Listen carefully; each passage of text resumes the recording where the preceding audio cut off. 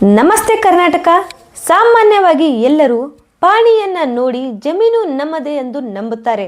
ಆದರೆ ಪಾಣಿಯನ್ನು ಕೇವಲ ಆ ವರ್ಷದ ಬೆಳೆ ಮತ್ತು ಹಕ್ಕುದಾರರ ವಿವರವನ್ನು ನೀಡುತ್ತದೆ. ಆದರೆ ಆ ಜಮೀನು ನಿಮಗೆ ಹೇಗೆ ಬಂತು ಎಂಬ ದಾಖಲೆ ಅತಿ ಮುಖ್ಯ. ನೆನಪಿರಲಿ ಸ್ನೇಹಿತರೆ, ಕೇವಲ ಪಾಣಿಯಲ್ಲಿ ಹೆಸರಿದ್ರೆ ಮಾತ್ರ ನೀವು ಆ ಜಮೀನಿನ ಸಂಪೂರ್ಣ ಮಾಲೀಕರಾಗುವುದಿಲ್ಲ. ಒಂದು ವೇಳೆ ನಿಮ್ಮ ಬಳಿ ಈ ಕೆಳಗಿನ ಪ್ರಮುಖ ದಾಖಲೆ ಇಲ್ಲದಿದ್ದರೆ ಭವಿಷ್ಯದಲ್ಲಿ ಕೋರ್ಟ್ ಮೆಟ್ಟಿಲೇರಬೇಕಾಗುತ್ತೆ. ಹಾಗಾದ್ರೆ ಬನ್ನಿ, ಯಾವ ಯಾವ ದಾಖಲೆಗಳು ಆಗತ್ತೆ ಅಂತ ನೋಡೋಣ. ಅತಿ ಮುಖ್ಯವಾದ ದಾಖಲೆ ಅಂದರೆ ಮ್ಯೂಟೇಷನ್ ರಿಜಿಸ್ಟರ್.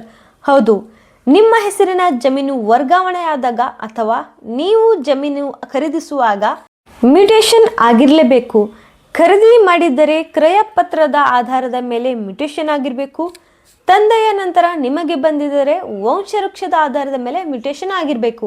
ಮತ್ತು ಇನ್ನೊಂದು ಇಂಪಾರ್ಟೆಂಟ್ ದಾಖಲೆ ಅಂದರೆ ಆಕಾರ್ ಬಂದ್ ಮತ್ತು ನಕ್ಷೆ.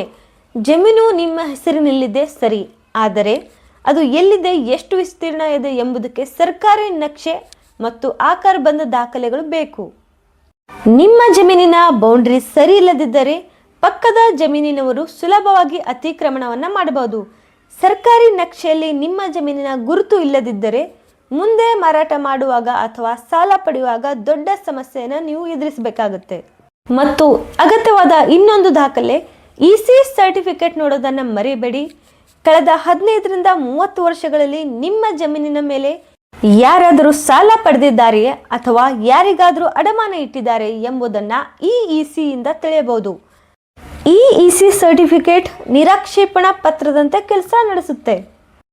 ನೆನಪಿರಲಿ ಸ್ನೇಹಿತರೆ, ನಿಮ್ಮ ಜಮೀನಿನ ಪಾಣಿ ಸರಿಯಾಗಿದ್ದರೂ ಒಮ್ಮೆ ತಹಸೀಲ್ದಾರ್ ಕಚೇರಿಗೆ ಅಥವಾ ಆನ್ಲೈನ್ನಲ್ಲಿ ನಿಮ್ಮ ಜಮೀನಿನ ಮ್ಯೂಟೇಷನ್ ಕಾಪಿ ಅಥವಾ ಆಕಾರ್ ಬಂದ ದಾಖಲೆಗಳನ್ನು ತೆಗೆಸಿ. ಇಲ್ಲ ಅಂದರೆ ಕೆಲವೊಂದು ಸಮಯದಲ್ಲಿ ಕೋರ್ಟ್ನ ಮೆಟ್ಟಿಲು ಹತ್ತಬೇಕಾಗುತ್ತೆ. ಈ ವಿಡಿಯೋ ಇಷ್ಟ ಆಗಿದ್ರೆ ಶೇರ್ ಮಾಡಿ ಮತ್ತು ಸಬ್ಸ್ಕ್ರೈಬ್ ಮಾಡಿ. ನಮಸ್ತೆ.